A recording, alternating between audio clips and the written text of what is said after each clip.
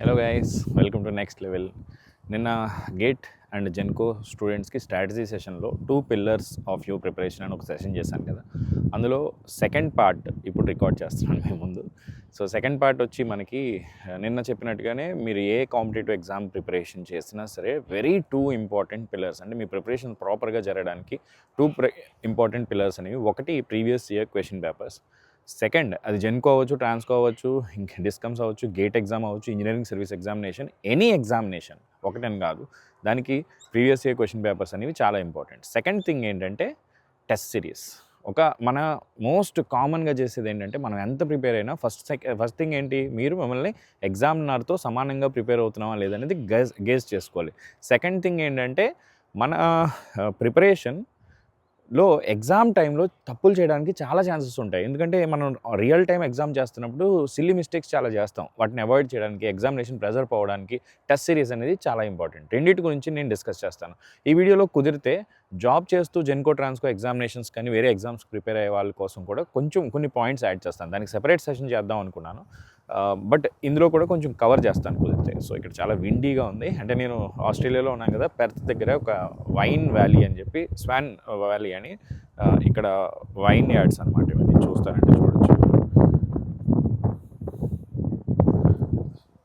మీకు మధ్యలో కూడా ఒకసారి వీడియో ఆపి ఈ లొకేషన్ అంతా సరదాగా పెడతాను ఎనీ పాయింట్ ఆఫ్ టైం. ఇది ఒక స్వైన్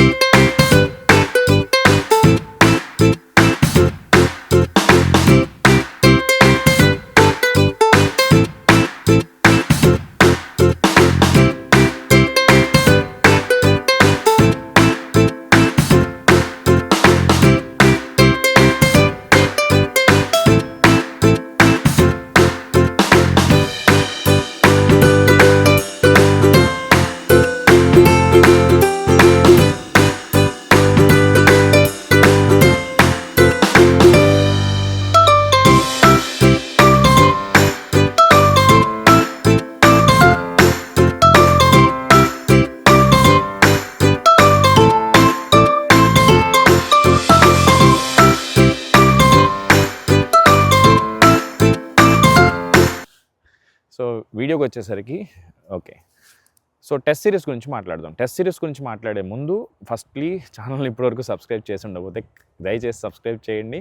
మన channel will be the one stop destination for all aspirants who are aspiring for the GATE. కానీ ఏ ఎగ్జామ్, ఇంజనీరింగ్కి సంబంధించిన ప్రతి స్టూడెంట్కి, తెలుగు స్టూడెంట్స్కి this will be one stop destination.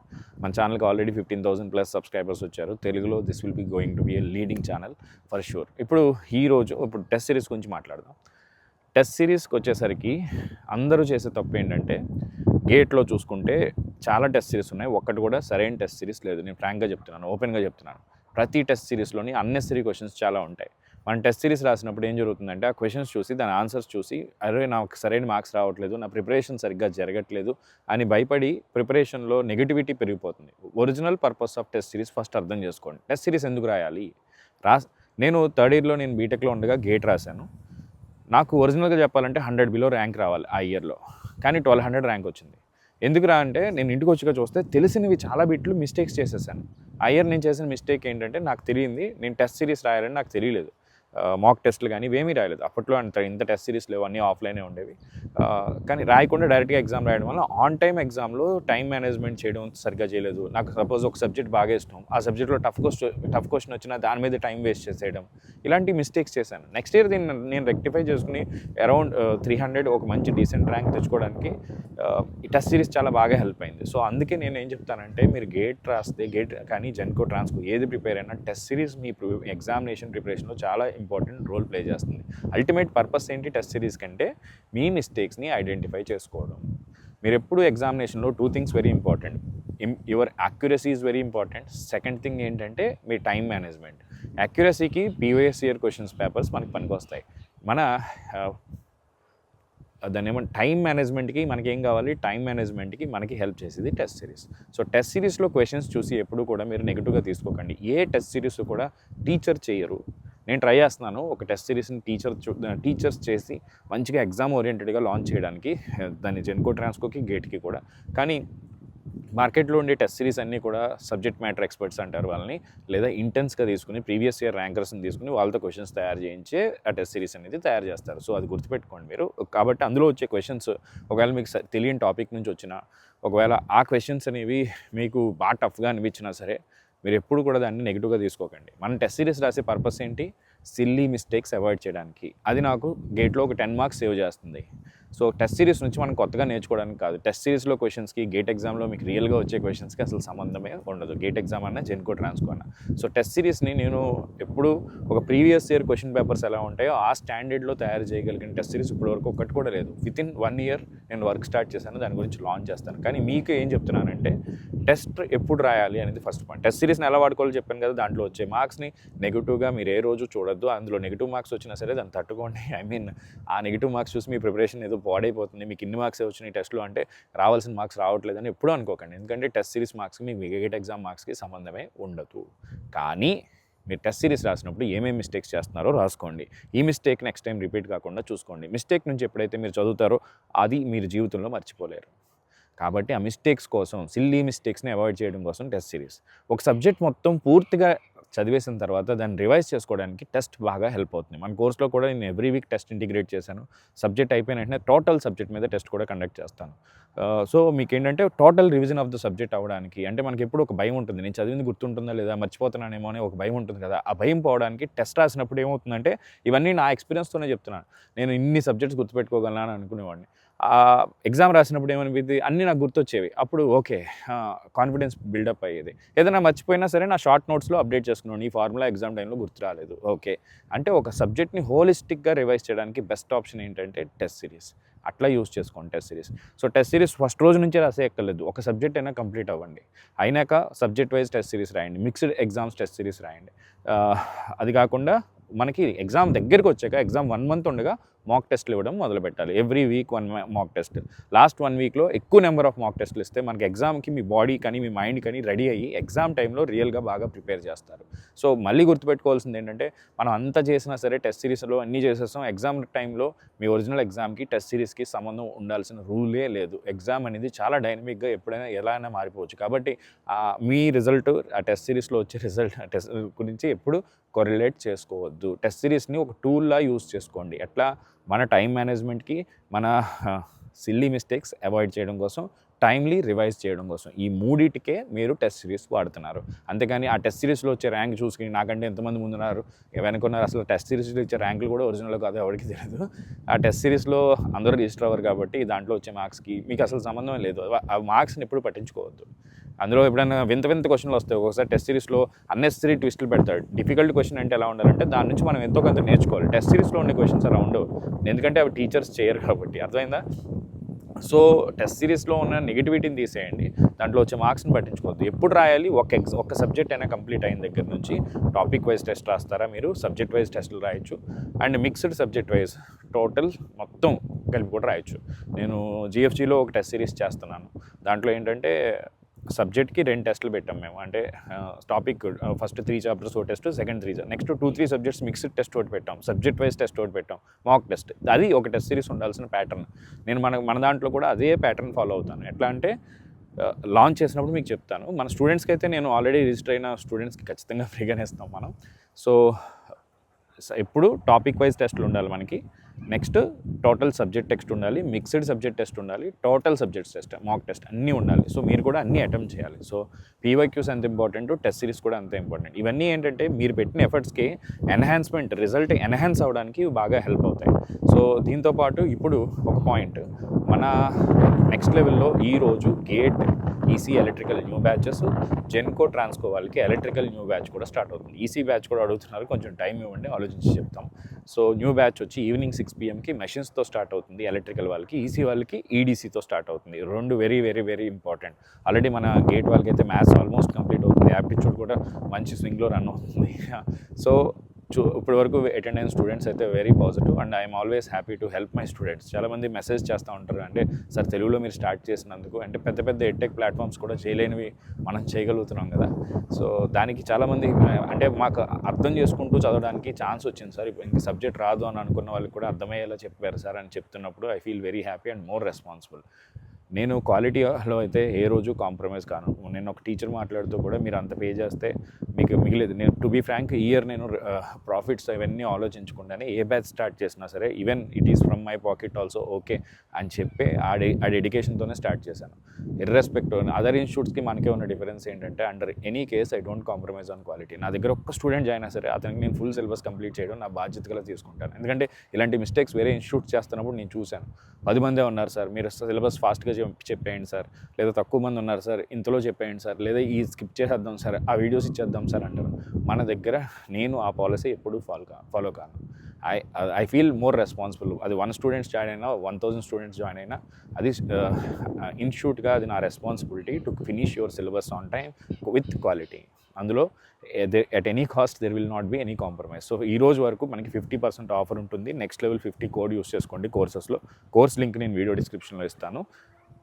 రేపటి నుంచి అయితే ఇట్ విల్ బి 40% ఆఫ్. అంటే ఈరోజు 10,000 వచ్చే కోర్సు గేట్ సిఎస్సి అయినా సరే, గేట్ ఈసీ ఎలక్ట్రికల్ అయినా సరే, జెన్కో ట్రాన్స్కో అయినా సరే, రేపటి నుంచి అది 12,000 అవుతుంది. So why to waste your money, you can happily subscribe at lowest possible price. లేదా మీకు దగ్గర అమౌంట్ త్వరలో అందుతుంది సార్, ఈ టైంలో చేసుకుంటాను సార్ అంటే నాకు మెసేజ్ చేయండి, మీ ప్రైస్ని నేను హోల్డ్ చేస్తాను. సరదాగా ఇప్పుడు జాబ్ గోయర్స్ ఎవరైతే ఉన్నారో వాళ్ళకి వేరే వీడియో చేస్తాను, వీడియో లెంత్ పెరుగుతుంది కాబట్టి ఒక పాయింట్ ఏం చెప్తానంటే, మీరు ఆన్లైన్లో ఇప్పుడు మన జెన్కో దానికి కూడా 6 అవర్స్ పెడుతున్నాం సార్, మీరు జాబ్కి వెళ్తే సరిపోదు కదా అంటే, మీకు నెక్స్ట్ సండే నేను ప్రాపర్ స్ట్రాటజీ ఇస్తాను. ఫస్ట్ వీక్ 2 అవర్స్ ఎందుకు పెట్టానంటే మీ క్లాసెస్ అలవాటు కావడం కోసం. అయిపోయిన వెంటనే నెక్స్ట్ వీక్ నుంచి అది 6 అవర్స్ అవుతుంది. అప్పుడు జాబ్ గోయర్స్ దాన్ని 6 అవర్స్ని 4 అవర్స్లో ఎలా లెర్న్ చేయొచ్చు అనేది టెక్నిక్ నేను చెప్తాను. అంటే రికార్డెడ్ మోడ్లో మనం స్పీడ్ పెంచుకోవచ్చు, అందులో నోట్సెస్ని ఎలా యూజ్ చేసుకోవాలి, అన్నీ మంచి ప్రాపర్గా మన దగ్గర జాయిన్ అయిన ప్రతి స్టూడెంట్కి ఎటువంటి రిక్వైర్మెంట్ ప్రాబ్లమ్ ఉన్నా సరే I will be helping. Even నేను టూర్లో ఉన్నా సరే ప్రతి స్టూడెంట్కి ఆన్సర్ అయితే చేస్తున్నా. I feel responsible for it. నా సెల్ ఆఫ్ చేసేసి తర్వాత చూద్దాం అనే టైప్ అయితే కాదు. వచ్చాక ఇంకా మోర్ జూన్ 1st వచ్చేస్తాను. వచ్చిన తర్వాత మీకు ఇంకా మోర్ సెషన్స్ కానీ పెయిడ్ స్టూడెంట్స్కి కావాల్సిన రిక్వైర్మెంట్స్ ఏమున్నాయో చూసి వాళ్ళకి ఇప్పుడు మెటీరియల్ వర్కౌట్ జరుగుతుంది, టెస్ట్ సిరీస్ వర్క్ అన్నీ కూడా ప్రాపర్గా జరిగేలా చూస్తాం. Okay. And here we are teachers కదా, మనం టీచర్స్ నుంచి స్టార్ట్ అయిన ఇనిషియేటివ్ ఏదైనా సరే స్టూడెంట్ రిక్వైర్మెంట్ తెలుసుకుని ఉంటుంది. ఏదో ఒక మేనేజ్మెంట్ ఏదో చేసినప్పుడు వాళ్ళకి స్టూడెంట్ రిక్వైర్మెంట్ అర్థం కాకపోవచ్చు, మనం అలా కాదు. స్టూడెంట్స్ రిక్వైర్మెంట్ నాకు తెలుసు, స్టూడెంట్ ఏం చేస్తే ర్యాంక్ వస్తుంది అనేది నాకు తెలుసు. So if you want my mentorship also you can subscribe to the next level mentorship. మన వెబ్సైట్లో అన్ని కోర్సెస్ అవైలబుల్గా ఉన్నాయి. 250+ స్టూడెంట్స్, నేను ప్రౌడ్గా హ్యాపీగా చెప్తున్నాను, నిన్నటితో మనకి 250+ పెయిడ్ స్టూడెంట్స్ వచ్చారు. So it's a very huge number. Even so నాకు అదే నేను ఏదైతే డ్రీమ్ చేశానో ఒక టాప్ ఎడ్టెక్ ప్లాట్ఫామ్ బిల్డప్ చేయాలనేది ఆ డ్రీమ్. ఐ ఫీల్ అంటే స్టార్టింగ్ చేసినప్పుడు చాలా భయంతో స్టార్ట్ చేసింది, ఆ భయాలన్నీ పోయాయి ఇప్పుడు. అదంతా బికాస్ ఆఫ్ యూ పీపుల్. అంటే నేను చూశాను మీరు నన్ను ఓన్ చేసుకున్న విధానం. సిఓఓపి కూడా కొంతమంది నాకు కాల్ చేస్తున్నారు. నేను ఇంటర్నేషనల్ రోమింగ్లో ఉండడం వల్ల వాళ్ళకి రెస్పాండ్ కాలేకపోతున్నాను. స్టిల్ మెసేజ్లో హెల్ప్ చేస్తాను. సిఓ కామన్ అడ్మిషన్ పోర్టల్లో 3rd రౌండ్ రిజల్ట్స్ వచ్చినాయి కదా, రిటర్నిషన్, దేనికైనా సరే I'm always happy to help you. Because the way you own me I also own the same. I will also give you back, I will also help you more. సరదాగా location చూస్తారా, already చూసిందే కదా అంటారు. ఇది wine yards అనమాట, వీటి నుంచి wine తయారు చేస్తారు, గ్రేప్ ట్రీస్. ఓకే, ఇదంతా లాన్. సో ఈ రోజంతా మ్యాక్సిమం నేను ఒక హాఫ్ డే ఇక్కడ స్పెండ్ చేసి ఈ హాఫ్ డే అయిపోయిన తర్వాత ఇక్కడ చాక్లెట్ ఫ్యాక్టరీ ఉందంటే అది చూసి ఈవినింగ్కి ఇంటికి వెళ్తాం. అంటే I don't keep very busy, అంటే మొత్తం అన్ని ప్లేస్లు ఒకే రోజు కవర్ చేసేలా ఉండదు మన దగ్గర. రిలాక్స్డ్గా లేచి కొన్ని ప్లేసెస్ చూసుకుని, that is how I spend my day. సరదాగా ఏ డే ఇన్ మై లైఫ్ అని వీడియో చేద్దామని ఉంది, కానీ నాకు అంత షూటింగ్ టెక్నిక్స్ అవి తెలీదు. ఎవరినైనా హెల్ప్ తీసుకుని I will give a try for that also. So generally ఏం చేస్తానంటే మార్నింగ్ ఇలాంటి దూరాలు వచ్చినప్పుడు it is not like totally holiday అని చెప్పలేము. మార్నింగ్ ఎలాంటి ప్లేస్లోకి వెళ్ళి మన దగ్గర, అంటే మీకు ఎందుకు చెప్తున్నానంటే రేపు పొద్దున్న మీరు కూడా మీరు అనుకున్నది సాధిస్తారు, మంచి పొజిషన్లోకి వస్తారు, ఎనఫ్ మనీ ఉంటుంది, అన్నీ చేయగలిగే పాసిబిలిటీస్ వస్తాయి. ఎవరికి పుట్టుకతో అన్నీ రావు, కొంతమందికి రావచ్చు, కానీ మీరు కూడా సాధించగలరు. ఒక పొజిషన్కి వచ్చాక మీరు కూడా ఇలా లైఫ్ ప్లాన్ చేసుకోవచ్చు. ఎలా అంటే ఒక 10-15 days you isolate yourself from your home location, go to some very good place which you like, ఇక ఇలాంటి ప్లేస్లోకి వచ్చామంటే చాలా పీస్ ఉంటుంది. అంటే ఎయిర్ పొల్యూషన్ క్వాలిటీ, ఎయిర్లో క్వాలిటీ ఉంటుంది, నాయిస్ పొల్యూషన్ ఉండదు, people are very friendly here and quality of life తెలుస్తుంది. దాంతోపాటు మన మైండ్ సెట్ కూడా చేంజ్ అవుతూ ఉంటుంది. ఓకే, ఇది కదా లైఫ్. మన ఇండియాలో ఉన్నంతసేపు మనీ ఎర్న్ చేయడం, సేవ్ చేయడం ఇవే అంటారు. ఇక్కడ ఏంటంటే దే లివ్ ద లైఫ్ని ఎలా లీడ్ చేయాలో తెలుస్తుంది. అంటే సర్ఫింగ్ చేస్తారు, డిఫరెంట్ స్పోర్ట్స్ ఆడతారు, సైక్లింగ్ చేస్తారు, ఫిట్నెస్ మీద వాళ్ళకి ఒక నాకు కూడా ఫిట్నెస్ అంటే చాలా ఇంట్రెస్ట్.